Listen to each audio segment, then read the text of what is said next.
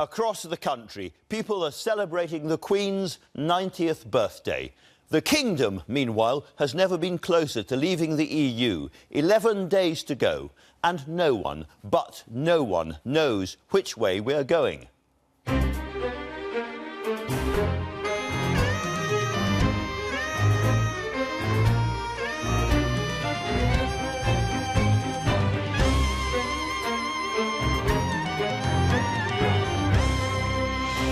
My guests this week, the Prime Minister, David Cameron, on the edge of pulling off an audacious gamble, and he's done it before, or of presiding over the results of a terrible misjudgment. And UKIP's Nigel Farage, the rebel leader close to dramatically changing the course of this country.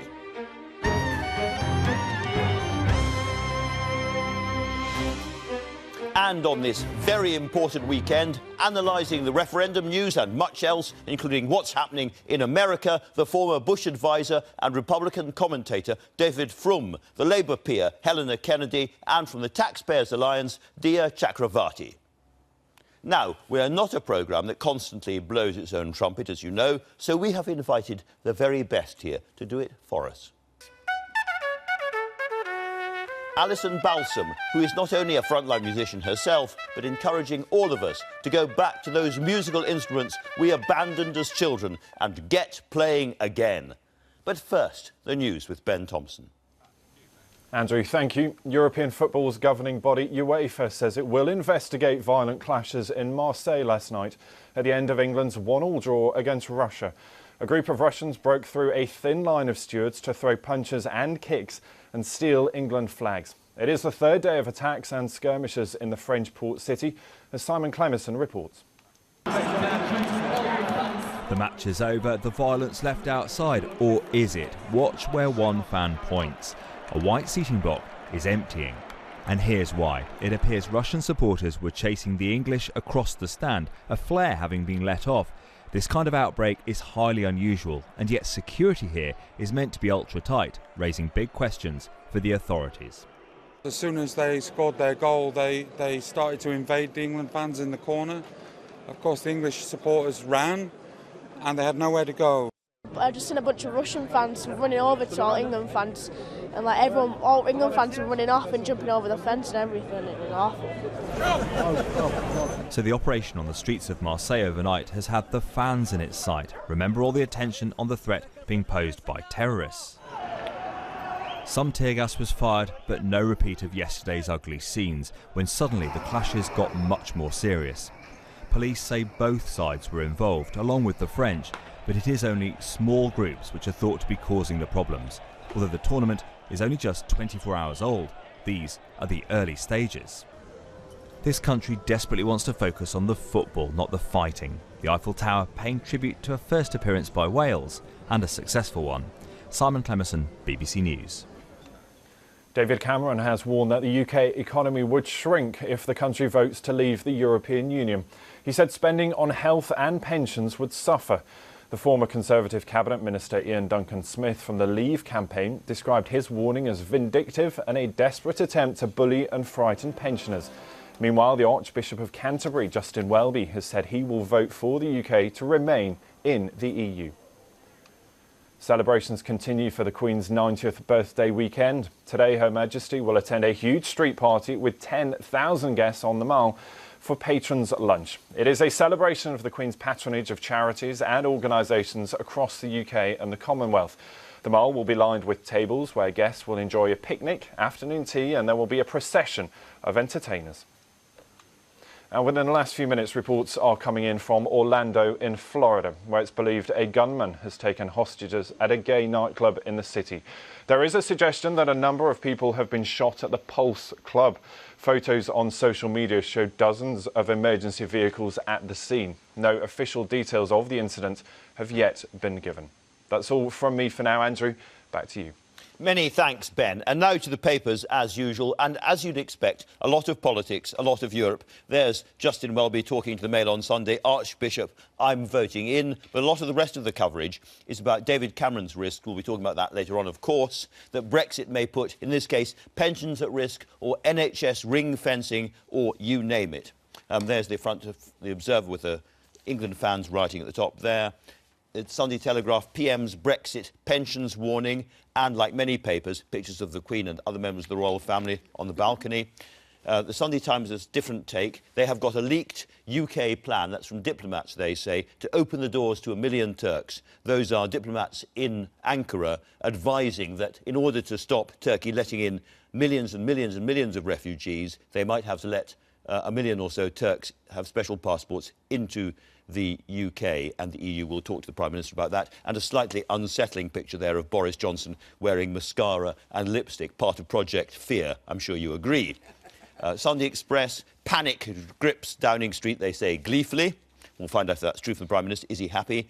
And the Sunday Mirror rather cleverly spread there between happy, there's the royal family, and inglorious, those are the fans either attacking or being attacked by Russian fans in Marseille. And that is going to be our first story, I think. Helena, you've chosen a big spread from the Observer about the fans. Because I think that it's very easy, and we've got it on the front of some of the papers, to be saying this is yet shameful behaviour on the part of British fans.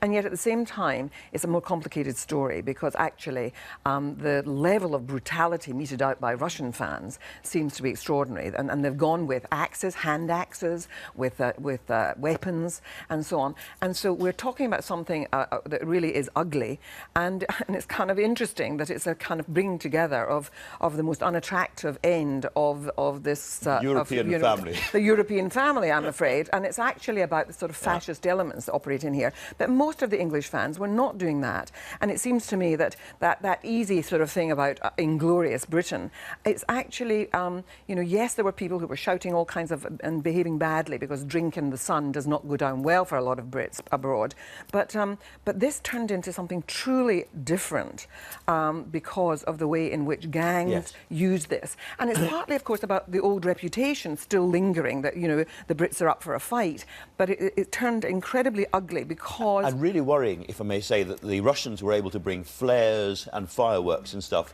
into gunpowder into a stadium when there's supposed to be incredibly strong anti-terrorist security. And I would go back to saying it's one of the reasons why you have to have closer proximity between the police forces working across borders and all that sort of thing in order to deal with this stuff.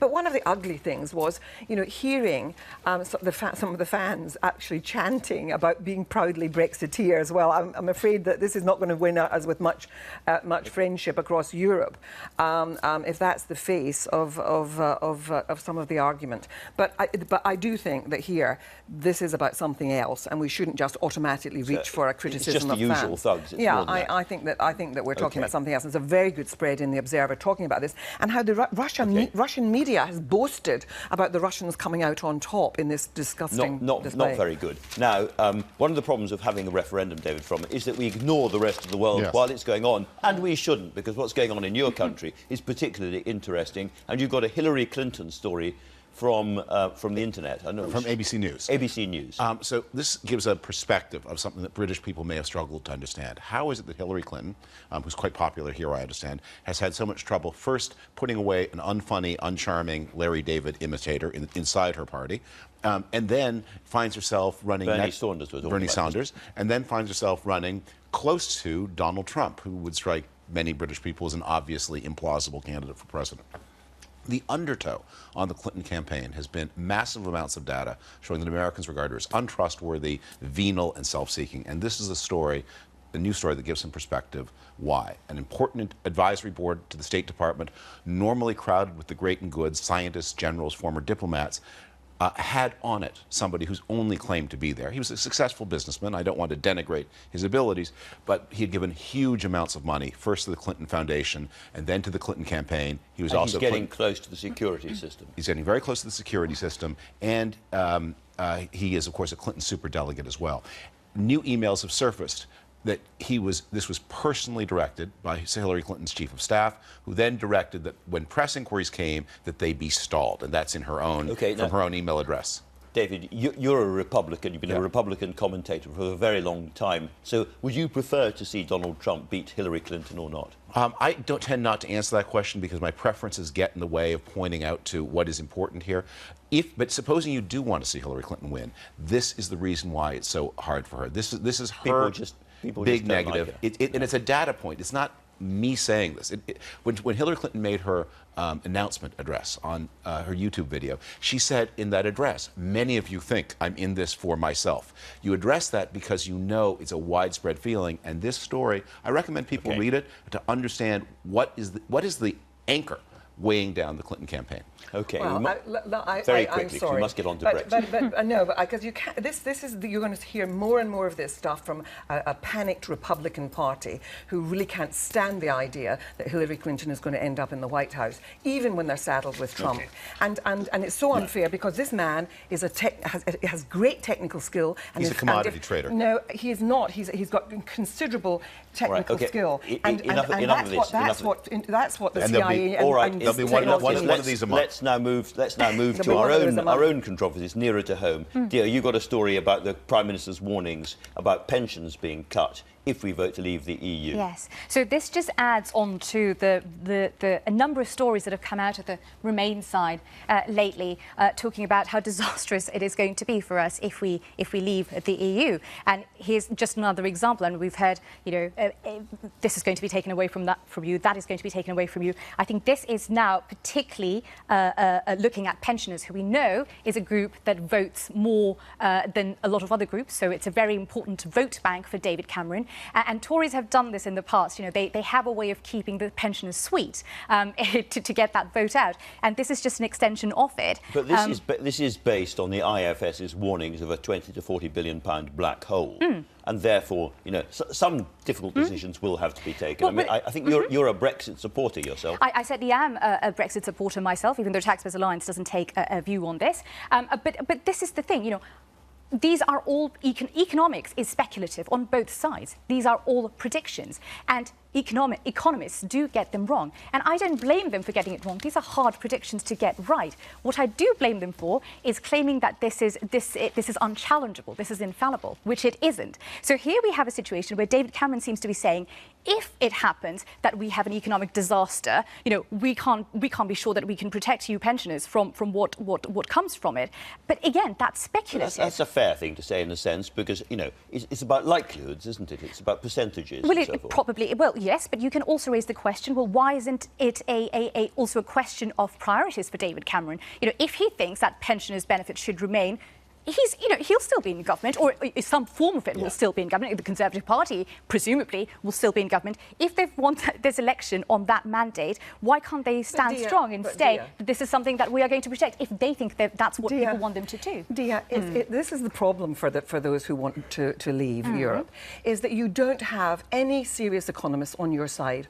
All the big international economic bodies are saying this is not a good idea. And you're saying it's speculative. It's not. But it's being modelled, but this is the thing, and it's all being looked at with great care. Let me ask. This is still all speculative, and as you well know, and this is essentially a debate between established... we've said this before, but I am going to say it again, because it is indeed the case. Even Andrew Mitchell, who is part of the Remain campaign, is this the BBC trying to be fair that you give 10 minutes to somebody? You've had a fair amount of time too. You've had a fair amount of time too. And I want to now move to the Labour side of the argument, however, which is that it does seem that the Labour Party is losing votes to UKIP in the north in particular, and that your message hasn't got through to some of your traditional voters. And it's something that I think the Labour Party has to be really worried about. And of course, in many places where in fact there aren't even immigrants, people are fearing the idea that the future of their children is going to be affected by immigration in places where there are very, very few people from anywhere else in Europe or abroad. But the point about it is that a rather nasty campaign has caught public attention, so that people think that their ills are about immigration rather than being about a government that has made choices on austerity, which has greatly affected the lives of families that are not well off. Can you not think that, if people are that upset about migration, maybe we should listen to them? Yeah, and there are problems there are issues Don't about... you're mistaken. No, you misunderstand your problem, sir. No, but you must say, maybe be respectful and say, but to some extent, you're having ugly politics being run up the flagpole, and it's happening in your country too. But let me but all I can say to you is that we really have to also hone in on let me bring you a warning from America. Let me bring you a warning from America, which is if you have a legitimate concern, and You have to responsible address it. people don't address it. You get Donald Trump. Don't wait for Donald Trump to address your migration problems. But housing and the NHS are not going to be solved by leaving Europe. Let's move to the David Cameron interview, because we're running out of time here in The Observer. Okay, I'm a great admirer of David Cameron. I think he has been the right man for the times in Britain. And one of the things that is very painful to me is to watch the Conservative coalition be smashed, not just by the vote, but by the way the vote is being handled. And here's David Cameron talking about Nigel Farage. He doesn't have to like Nigel Farage, but also in a way that Nigel Farage's supporters are going to feel as a locked door to returning to the Conservative coalition. They are needed, they have to be greeted with respect, and their concerns are valid concerns, even if you don't like their answers. Migration is a gigantic issue across the Western world. Angela Merkel's unbelievably irresponsible, come on, bring your family message is one of the drivers shattering the cohesion of Europe, whatever happens in the Brexit vote. Are you a Brexiteer? It's very hard for an American to enter into this debate. From an American point of view, America's always wanted to see the cohesion of Europe to be a stronger and more reliable friend. But obviously, British people are going to have this integrity of British democracy close to their heart. I would just say one more thing, just quickly. No, don't, please. I'm sorry, because we've had this same argument going on and on and on. Right. We have to review the papers as well. Sure. And there's an interview with Boris Johnson in the Sunday Times magazine there that I was hoping you were going to mention. Yeah, absolutely. So this is quite an interesting interview that Tim Shipman's done on the Sunday Telegraph magazine of Boris Johnson, and it puts to him questions like, well, you are part of the establishment as well, having been to Eton and Oxford, if that's the definition of establishment. But then, let's not forget that there's Cameron and Osborne on the other side as well, who are also very much part of that same group. It's rival establishments. Well, I suppose so. But what was really interesting here is when asked whether he regrets saying anything in the past, I thought Boris Johnson gave quite a candid answer. He said, I don't. I'm trying to tell it exactly as I see it. I think people know that I will sometimes say things that can be misconstrued. I have to try to be as faithful to what I think as I possibly can. That has got me into a lot of trouble and also got me out of it again. I thought that was quite candid. And to say that... Because we all laugh at him, I guess. Because we all think, well, he will sometimes say things which are not scripted and he will get into trouble for that. But hey, that's who he is. At least we see a little bit of who he actually is. All right. Our last story, I'm afraid, because we have run out of time. Well, I just think that we've had a very important intervention by Justin Welby, the Archbishop of Canterbury, where he says that, of course, migration is a major concern. We all agree. Yes, he says Brexit will hit the economy, and we should know that. And he says, yes, the EU needs reform. And again, we probably all agree. But the referendum is about so much more. It's a vote for peace, stability and values that we fought for in 2 world wars. And he's talking about bridge building. And that's what this is about. And we should go back to talking about the real principles behind this, which are being denigrated by those, I think, who are asking us to leave. Thank you all very much indeed. Very interesting. Time is up, says the weary ringleader. And so to the weather. I've been very lucky this week. I've been up in Scotland, and Glasgow is like Barcelona on a good day. No schadenfreude at all, of course, as the muggy south has huge big blobs of blue all over. It's blue on blue all over the weather map. I think thunder plumps today. Am I right? Thomas Shakanava can tell us. Schadenfreude. I'm being told what that means, so pleasure out of somebody else's misfortune, right? Well, I tell you what, the weather is certainly all over the place today. Chance of rain not just through today, but into tomorrow, into Tuesday, Wednesday, quite possibly Thursday and Friday as well. It really is a mishmash of weather, plumps of thunder right across the country. You can see some heavy showers across northern areas in the south too. The southwest of the country may get some showers. Really, the best advice today is, if you're out for any lengthy period of time, take that brolly, but expect a bit of brightness around too. It certainly won't be raining all the time. Now, not worth leaving any washing out today or overnight, that is, because there will be some more rain around. It will be another very muggy, close sort of night, 14 degrees, 15 degrees in London, very murky on that North Sea coast as well into tomorrow. And once again tomorrow, it's more of the same, so sunshine and showers on and off through the course of the day. There could be quite a line of heavy showers across northern parts of England into East Anglia, the southeast as well, and temperatures may just get up to around 20 degrees. So the week ahead, more showers around, but I suspect coastal areas, for example, the Isle of Wight into the southwest, could just about enjoy some sunshine. Back to you, Andrew. brollies over the sandwiches. Now, Chairman Mao began his long march to power in Jiangxi province. For Nigel Farage, I suspect it was an agreeable saloon bar somewhere in Kent or central London. But for him too, it has been an astonishing journey. Dismissed and ridiculed for years, he's perhaps the man most responsible for taking us so close to leaving the EU, and he joins me now. I say you're responsible, partly because I assume that's why David Cameron held the referendum in the first place, to scupper you. It hasn't gone very well, has it? Yeah, to shoot the UKIP fox. That's what it was all about. We were picking up votes. The perception was that it was Tory votes that UKIP were getting. Ironically, in the general election, we probably hurt Labour more. He also feared defections in his own ranks to UKIP, and that's why he promised the referendum. And he went into the election promising it. He got a majority. He then spent much of last year saying Britain could do fine outside the European Union. He then said that he wouldn't rule anything out in terms of which way he'd vote, depending on the renegotiation. And now it's a daily prophet of doom as to what will happen to our pensioners or everybody else. And I wonder, which is the real David Cameron? Well, let's come on to that in a moment. But on Friday, when the markets closed, the FTSE was down 116 points and nearly £40 billion have been wiped off savings and so forth. Well, it's happened. It's a fact. It is a fact. And these are not Europhile, Brussels-funded scaremongers. These are hard-nosed people trying to Andrew, price in the risk of Brexit. I'm sorry. I did work in this for 20 years. Yes. I know a little bit more about it than most people. Sterling is up since March. Since Brexit became a possibility, sterling is up, and FTSE is exactly the same level it was in March. And what happened on Friday were very bad economic figures from America, and the fact that our growth forecasts in Britain have been downgraded from 2.5% to 2%, and that our borrowing is still out of control. So, again, these are ludicrous scare stories that are being put out. Even if sterling were to fall a few percentage points after Brexit, so what? The point is we have a floating currency and it will be good for exports. OK, well, I'll tell you so what, in the sense that I was talking in the park yesterday. I bumped into this guy and he said, what do you think is going to happen? We had a conversation and he said, almost all my friends and family are voting to leave. But I can't because I have investments and pensions and I'm really worried about what's going to happen. And he looks at the Treasury forecasts and the IFS and that's why he's worried. Well, and I do understand that these relentless scare tactics, Project Fear, now it's Project Threat with our pensioners today. I do understand that some people have been scared. But let me just say this. Firstly, the IFS, this great independent god of economic forecasting, who funds it?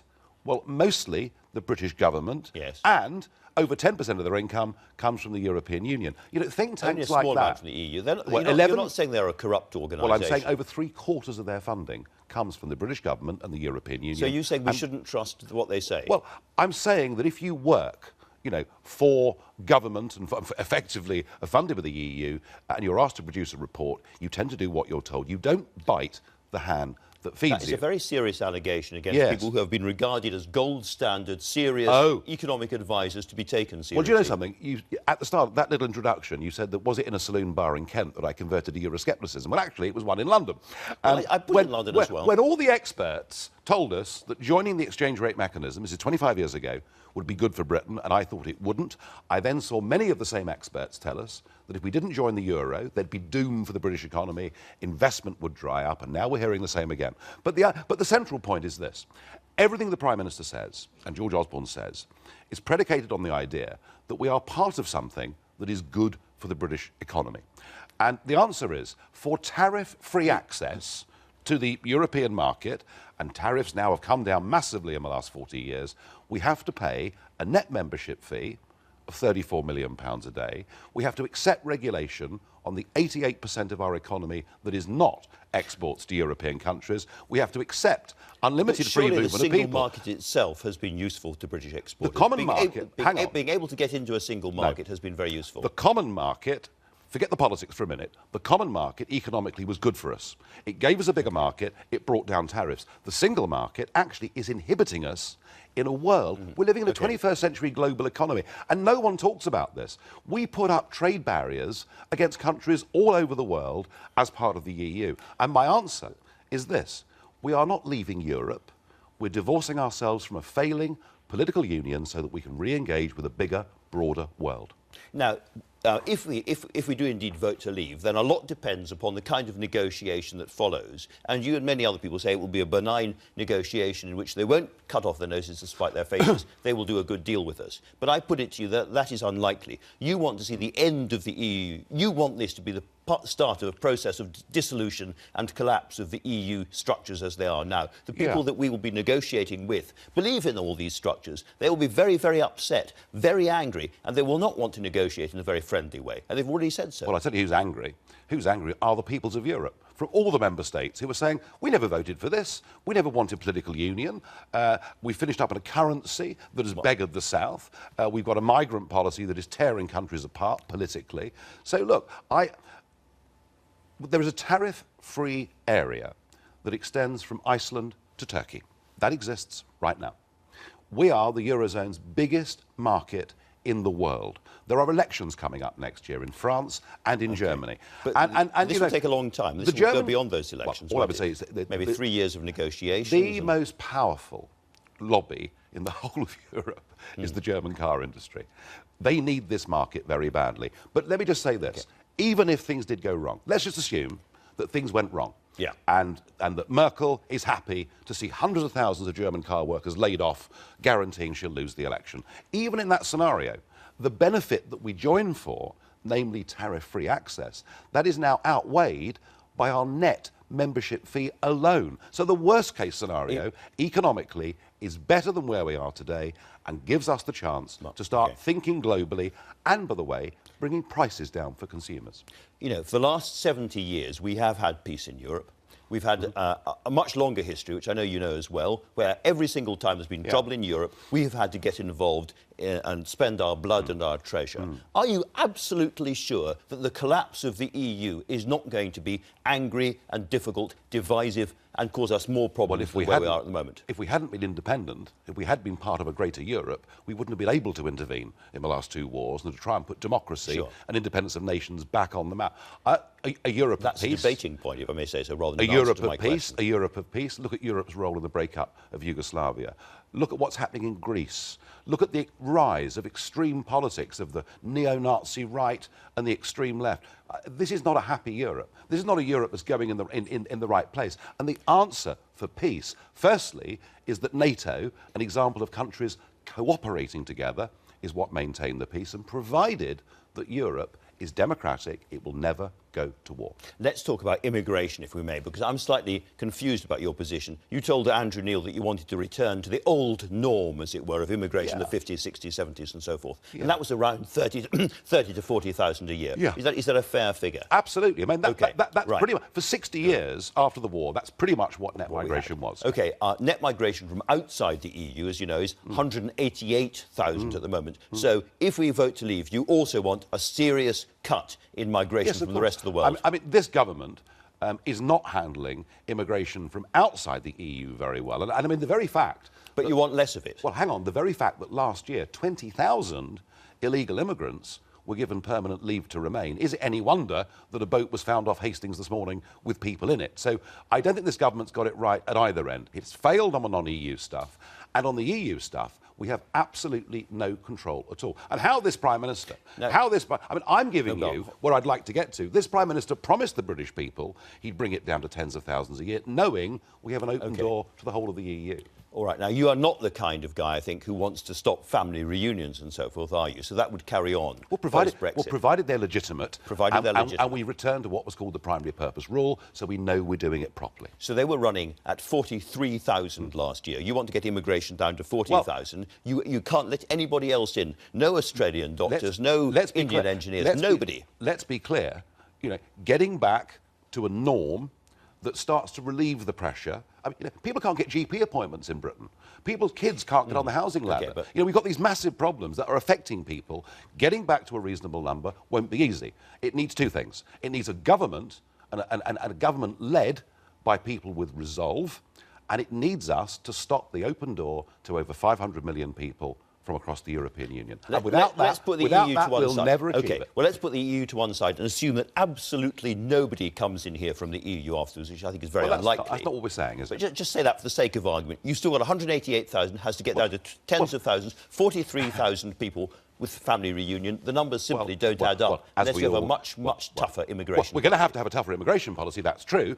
And I think that everyone knows that when it comes to family reunion, that some of the boundaries have been perhaps stretched. We need to get back to some clearer definitions. OK, you said you wanted quality migrants in the past, and when you were asked what that meant, you said, well, we don't want Albanian murderers and we don't want people with HIV. Is that still your view? Well, look, all I'm saying is I want this country to be a normal country. Yeah, and normal countries fairly all over the specific world... question. Yeah, well, normal countries all over the world don't allow criminals to come and settle in their country, don't allow people to come into the country who would be a huge burden on the health service or anything else. So would you also include in that things like tuberculosis and other important and difficult diseases? Let's be clear. If you're coming to live in this country, to work in this country, you have to bring your own health insurance. We have a national health system that is at breaking point. It literally is at breaking point. There are many inside who are happy to tell you that now. Absolutely. Because things are serious. Okay. So it's a national health service. It's not an international health service. So very straightforward question. How do you know that people have got HIV when they come in? Well, if you go to Australia, you have to prove various things, don't you? Look, you're getting into very specific details and looking for a big headline, I know. But, well, I wouldn't mind a big headline. But I know that. But what I'm saying is, look, the way Australia does it, it's very simple. You've got to be under 45, you've got to have a trade or skill, you've got to have some money, no criminal record, and bring your own health insurance. Doesn't that sound like a good, sensible way for immigration to become a positive part of British debate and not a negative? What about all those British businesses, care homes, hospitals, restaurants, coffee shops and all the rest of it, who are relying at the moment on not very highly skilled, not very highly paid people coming in from the EU? What happens to them? Do they go under? It's very interesting. I mean, of the new jobs that were created in the UK last year, roughly 450,000 new jobs, over 70% of them went to people that weren't British. Now, there are 1.7 million unemployed Brits at the moment. Maybe they're all lazy. Maybe they're all useless. Maybe they're all drunk permanently, but I don't think so. I think actually what's happening is that big companies are choosing foreign labour over British labour. Yes. OK, just going back to the HIV thing, you didn't really answer my question, which is whether you still believed in that, whether you still think that people with HIV should not be allowed into this country. Kind of yes or no thing. No. What? To get free health care? We don't know why they're coming in. They're coming in for all sorts of reasons. Do you keep them out? Is my question. I'm sorry. You are trying to get me. Should we? Question. Okay. You raised it, not me. Right. Should we say to people from all over the world, if you've got a very serious disease, we are very happy for the National Health Service to provide whatever healthcare you want, at the same time as it now takes people all over Britain a fortnight to get a GP appointment. It's about priorities, isn't it? Okay. And my priority would be we put our own people first. It's about time we did. Final question. We are very, very close in this referendum. We're very close to the result. We're very close to, and the two camps, according to the polls, seem very close indeed. Many polls put you ahead at the moment. If, in the end, you lose 51 to 49, is it over? Well, let's remember one thing. A vast majority of our political class want to stay part of the European Union. Many regret the Prime Minister's decision to give us a referendum. I think if the Leave side was to narrowly lose, the chances of Parliament giving us another referendum in the short term is probably pretty slim. So I do view this as the one great opportunity. And, there's nothing radical about this. All we want to do is take back control of our lives and put power back in the hands of the British people. All right, but there's an awful lot of people who will be very angry if the Remain campaign win by a sliver and think it's been an unfair campaign. You have said in the past we could see violence. Would you see problems on the streets, do you think, if that happens? I haven't predicted violence, but I mean... You've talked about it. There may be violence inside the Conservative Party, that's certainly true. A lot of his own MPs think that he's, frankly, used taxpayers' money wrongly and is not running a full, free and fair referendum campaign. I don't expect violence from the people of this country. I would expect profound disappointment. But let me just say this. There's been a shift in the last fortnight. There's been a change in this debate. People have had enough of being threatened by the Prime Minister and the Chancellor, and I think collectively people are beginning to put two fingers up to the political class. They may very well be, we'll see. Nigel Farage, thank you very much indeed for joining us. The Prime Minister will be joining me shortly. A little-known fact about Mr Cameron is that he once played the drums at school, but like many amateur musicians, he gave up after a while, perhaps mercifully, if you ask Mrs Cameron. Well, a new initiative called BBC Get Playing is aimed at encouraging lapsed musicians, that's most of us, to take up their instruments again. The trumpeter, Alison Balsam, one of the world-class musicians who is backing the season, came into the studio a little earlier to tell us more. I think it's a fabulous initiative because so many people, I've met thousands of people who've said, I used to play this instrument or that instrument and I gave up and I regret it. And the thing that I just want to say all the time over and over again is that playing music is so good for us. We know that. It's been proven in so many ways. Cognitively, it's brilliant for us. Good for the brain, good for the lungs, good for everything. Absolutely. For the trumpet, absolutely good for the lungs. But it's also good for the community. So I guess probably watching out there are lots and lots of people who have a dusty violin, a kind of an old oboe or a clarinet they picked up a few years ago and they've given up. So you can talk to them right now. What's your message to them? The message is go and look in the loft, go and look for an instrument, look for the instrument you've always wanted to play or that you used to play and just get playing. The BBC has lots of information of how you can play music that they've provided and also even join in with this virtual orchestra the last night of the prom. Alison, it's a very exciting time for you. You've got a big concert at the Albert Hall, you've got a new album out and you've just got your OBE, so congratulations to you for that. Tell us a little bit about the album. So the album that has just come out is the trumpet and piano repertoire. It's a live concert because I love to just record a live concert. And it's with my pianist. There's not a lot of it, is there? There's not a lot, but what we've chosen is all my favourites from the repertoire, and it's like going to a concert. You know, it goes from it's quite a wide variety. And actually today I'm just off to finish recording my Christmas album as well. Christmas album already. That is a horrible thought. And you're playing some Bach for us at the end. That's right. Yes, I am. Alison, thank you so much indeed for coming in. Thank you so much. And she will be playing us out later. But first, I'm joined by the Prime Minister, David Cameron. Welcome, Prime Minister. Good morning. Some pretty blood-curdling warnings this morning for pensioners, the NHS and the armed services. People are going to say this is yet more project fear. It's yet more scaremongering. Well, what it is saying that if we vote to leave the European Union and leave the single market, that will have economic consequences. Now, of course, there are the experts, the Governor of the Bank of England, the IMF, the Institute of Fiscal Studies, all saying our economy would be smaller and so therefore we'd have less money to spend on public services. But I also think there's a deep piece of common sense here, and I just want to take a moment to set it out. In the single market, we get free access to 500 million consumers. That's crucial for our economy. It's where almost half of what we sell goes. If we have less good access, which we would if we left, obviously that's going to impact our economy. That will impact our car makers, our aeroplane makers, the service industries. I mean, looking behind us at that enormous industry on the wall of the London Financial Centre. So if we restrict our access, we will be less well off, and that obviously affects what we can spend on public services. There's no saving from leaving the EU. There's a cost, and my message is very clear, which is don't risk it. I guess there are two things you could say about that. One is that these things, ring-fencing the NHS, spending enough money on our defences and so forth, these are political choices. You could equally say that you'd raise taxes or raise borrowing. Well, that's true, of course. If as the IFS and the National Institute of Economic and Social Research, both totally independent, frequent and trenchant critics of the government, they say there'd be something like a 20 to 40 billion black hole. Now, of course, you could meet that by putting up taxes on ordinary hard-working people, or by going back to borrowing more and putting our economy at risk. Or it could be cuts in things like pensions or health or other measures. And look, my point is we don't have to vote for that. We don't have to risk it. We can take the better choice. And I think it's worth stopping for a moment and thinking, how will we feel on the 24th of June? If we vote in, I think there will be actually a wall of investment. I think companies that are responsible for employing people in this country and making things in this country will want to do more, employ more, make more.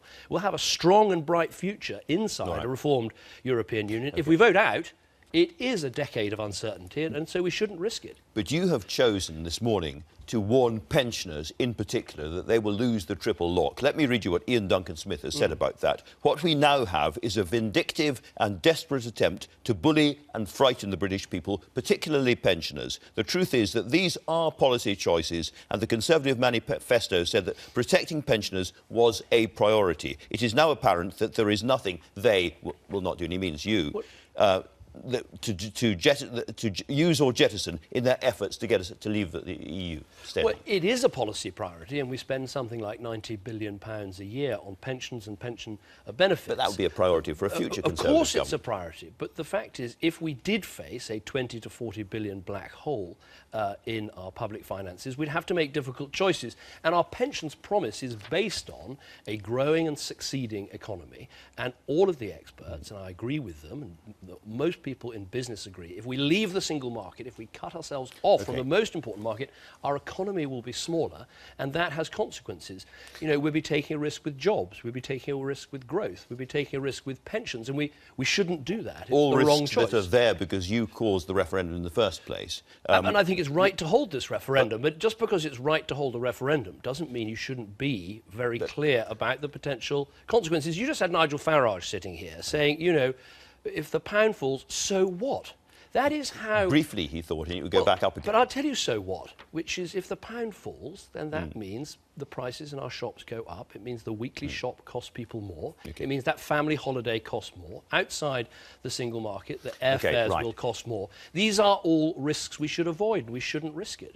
The challenge to you is that this is scaremongering. You've been quoting the IFS in the papers all morning. Let me read you what the IFS says. If we turned out to have a 20 to 40 billion pound hit to the public finances, that would be a much smaller hit than the effect of the 2008 recession. It would be below the downgrades to the forecasts made by the OBR between the budgets in 2011 and 2013. We have coped with those. In fact, they and the Treasury themselves forecast that if we leave, the recession will be the shallowest since 1956. It is not Armageddon. But who wants to vote for a shallow recession? I mean, the 2008 recession was the worst since the war. And if we vote, this would be the first recession that was self-inflicted. If it were to happen. And that's what the Bank of England and the IFS and the Treasury and others think. And, you know, I've been Prime Minister for 6 years, well, I know what it's like as Prime Minister trying to fill in a black hole, trying to deal with the aftermath of recession, trying to help get people back to work, trying to mend our public finances, making difficult decisions, decisions which many people watching this programme won't have agreed with because they were tough and difficult. I don't want us to have to make any more of those decisions. And if we vote to stay in, we don't have to. And if we vote to come out, we are putting ourselves deliberately in a less good economic position in our absolutely key market. And I think one of the things that debate has people believe that you are overstating the case. And if you look at the audience in that ITV debate, for instance, there was kind of glassy-eyed. They weren't listening to you. And the reason they weren't listening to you is perhaps because the warnings have been too extreme, too specific, all that stuff about house prices falling by 18% and so forth, coming from the Treasury, which can't forecast very much ahead. Well, and people are no longer listening. They simply don't believe you. Well, I totally accept that people are confused by having so many statistics and that there is a lot of frustration because of that.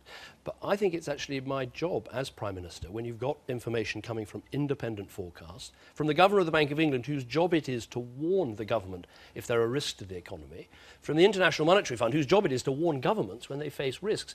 I think it's my job to talk about those risks. And I think we're very irresponsible not to do so. And that's why those numbers are basically made up. That is the problem. Well, I don't accept that. Actually, the Bank of England themselves... Your former advisor says they are made up. He's talking about the Brexit forecast numbers from the Treasury. They are made up. I know because I used to do that stuff for you. Well, except for the Institute for Fiscal Studies. Have I somehow ventriloquised them to talk about... No, well, I haven't. They wouldn't... That can't... If I do that with the Bank of England, I can't do that. So I just don't accept... There are risks that we would be deliberately taking. And I think, again, for people who find the barrage of statistics confusing, although they're coming from independent bodies, I think there's such an obvious common sense and logical point here, which is our car makers, our aeroplane makers, our financial services businesses, our insurers, they want us to stay in the biggest single market in the world because they see immense opportunity. We should be taking that market and driving the trade deals with China, whose economy we're bigger than as part of the single market, driving that deal with America, who we're bigger than in the single market. And there's huge upside and opportunity, particularly for young people starting out on their lives. But there are risks, and I say we shouldn't risk it. I'm suggesting to you that somehow the tone has been got badly wrong. People are not listening. 2/3 of people, according to a poll recently, don't think that they personally will be worse off after Brexit.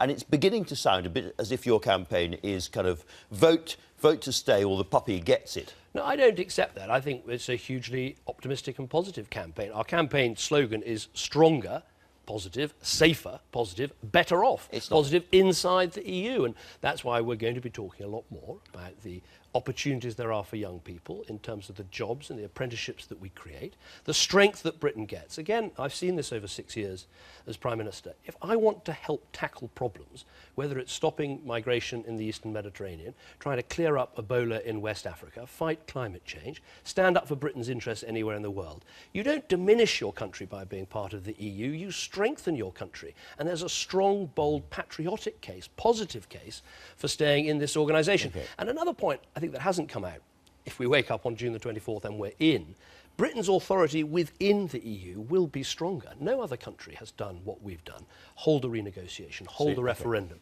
And then people will know that the British agenda, trade deals, prosperity, jobs, and fighting extremism and terrorism is going straight to the top of the agenda. And we'll be pushing that in Europe and elsewhere. And the other point some people make is that there's somehow a choice between being in Europe and going global. That is nonsense. It's by being in this single market and having that economic strength that gives us the ability to have global reach as well. All right. When Sir John Major, your predecessor, was sitting in that chair last week, he said that the NHS would not be safe in the hands of Boris Johnson, Michael Gove or Ian Duncan Smith. It would be like giving your pet hamster to a hungry python. I'm carrying on the animal theme here. Do you agree with him?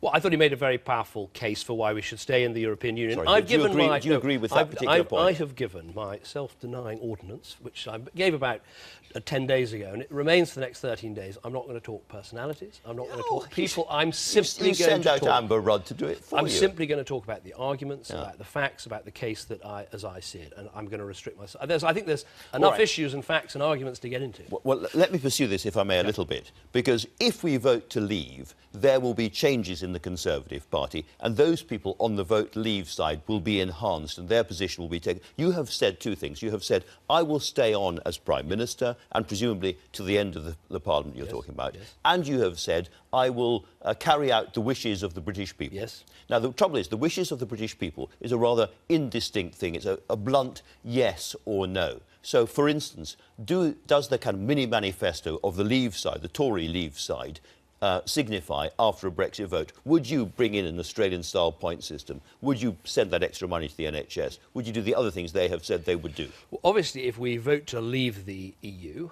with the economic consequences that would have, leaving the single market, facing the pressure of having a smaller economy and a DIY recession, that has consequences which I think would be very difficult for government to deal with.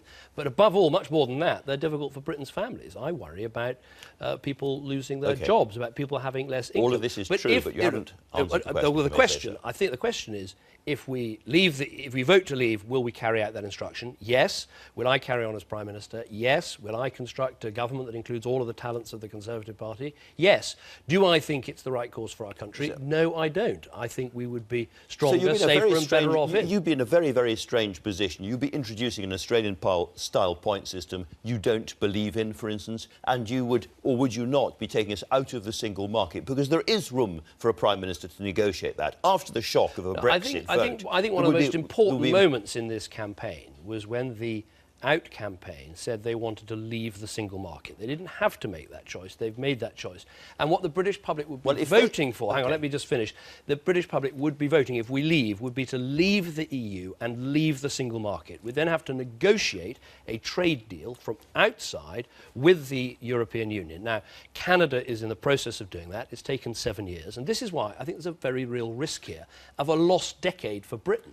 Because leaving the EU, you've got to negotiate your exit. It took Greenland 3 years to do that. You've got to negotiate a trade deal with the EU. It's taken Canada 7 years to do that and counting. And then you've got to negotiate trade deals with the 53 other countries covered by our trading arrangements with the EU. And I think we'd be looking at a decade of uncertainty.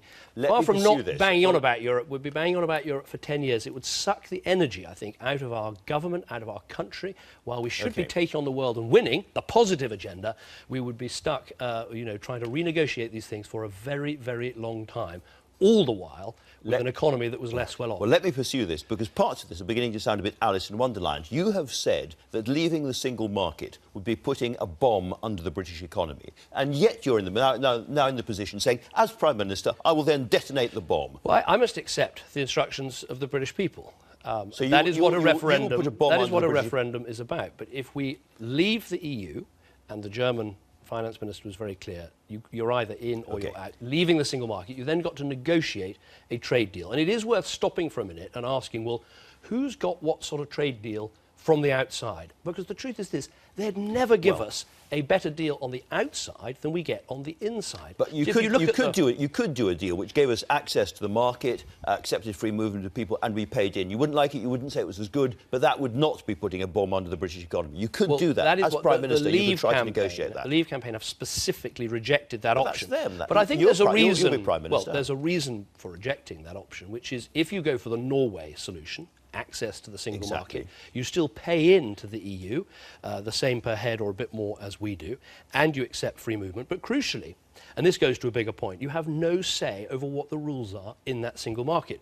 And this is why I think our agenda is so positive on the Remain side, because we have a seat at the table to determine the rules of this market of 500 million people. And for Britain, the fifth biggest country in the world, the idea that we should leave, abrogate that responsibility and then have our ear pressed to the glass outside the door, trying to find out what 27 other countries are agreeing about the future of things that affect us. I think that would be a total abdication of responsibility for a great power. Norway aren't doing terribly badly at the moment, it should be said. But let me move on to the other. Yeah, but the Norwegians say to me, you know, they've said to me very clearly, if you want to play a part in Europe, play a part in Europe. If you want to be run by Europe, have our position, because they basically take dictation about what the rules are. You know, That's the Norwegian elite. It's not the ordinary Norwegian people who are doing pretty well at the moment. Well, they have they have as much oil as we do, and only 4 million people rather than 60 million people, so that makes a difference. Okay. To take a practical example, think of our car industry. They want us round the table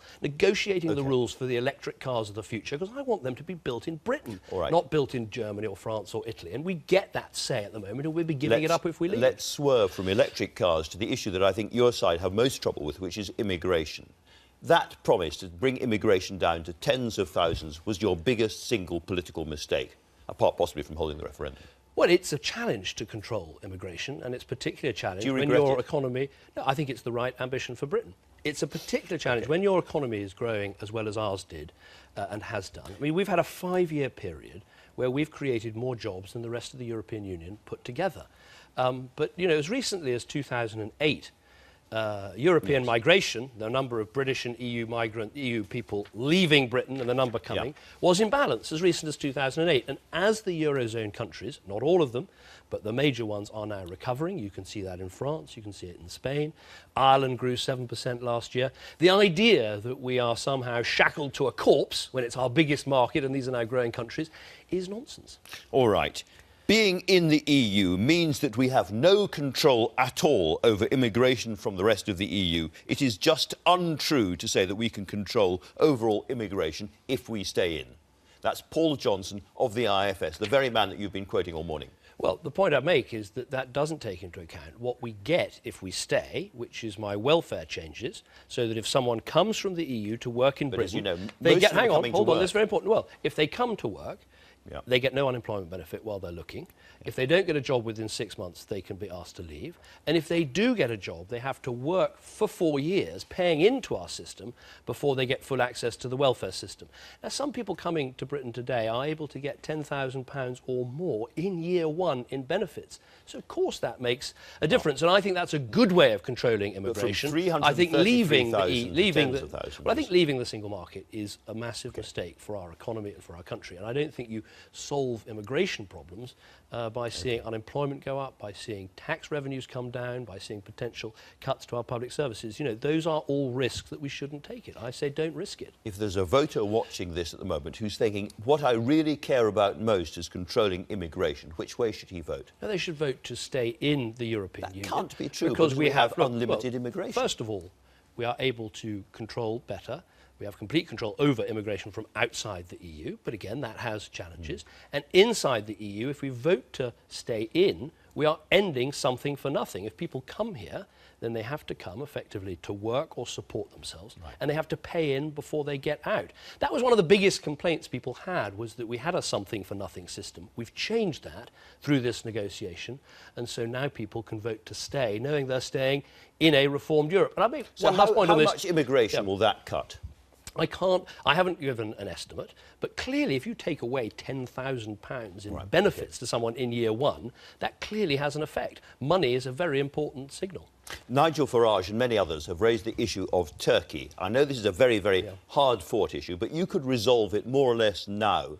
At the moment, it is the British government's policy for Turkey to join the EU, yes? And we are spending money to help that happen. If you change that policy, if you said, I don't want Turkey to join the EU, that is not our policy, you could end that part of the argument here and now. Well, I think this is a complete red herring because there is no prospect of Turkey joining the EU in decades. You cannot find an expert on this subject. You've been quoting lots of experts. You can't find one that thinks it's going to happen because it's not going to happen.